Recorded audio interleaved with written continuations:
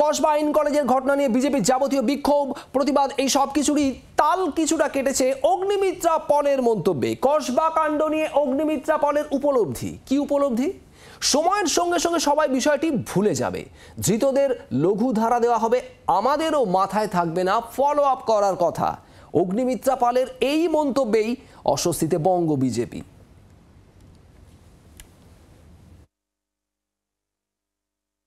মনোজিৎ মিশ্র, জয়েব আহমেদ, প্রমোদ মুখোপাধ্যায় এবং এই security guard, আমরা তো বারবারই দেখি যে কাউকে অ্যারেস্ট করা হয় কিন্তু তারপরে কদিনের মধ্যে আমরা বিষয়টি ভুলে যাব। তারপরে আপনি দেখবেন যে এই তিনজনকে বড় বড় টিএমসির নেতার আশীর্বাদ থাকবে এদের মাথার উপর, তো তারা একদম লঘু ধারাতেই তাদেরকে ছেড়েও দেওয়া হবে। আমাদেরও মাথায় থাকবে না যে সেই কেসটাকে ফলো আপ রাখা।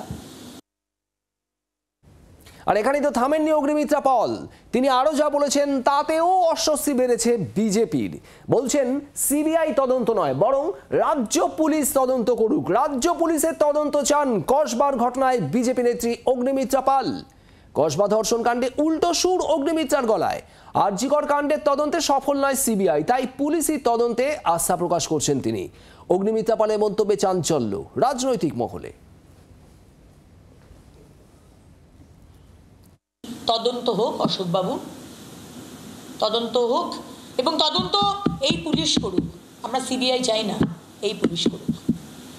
মমতা ব্যানার্জির পুলিশ, যার মাইনে হয় আমাদের ট্যাক্সের টাকায়, আপনার আমার ট্যাক্সের টাকায়,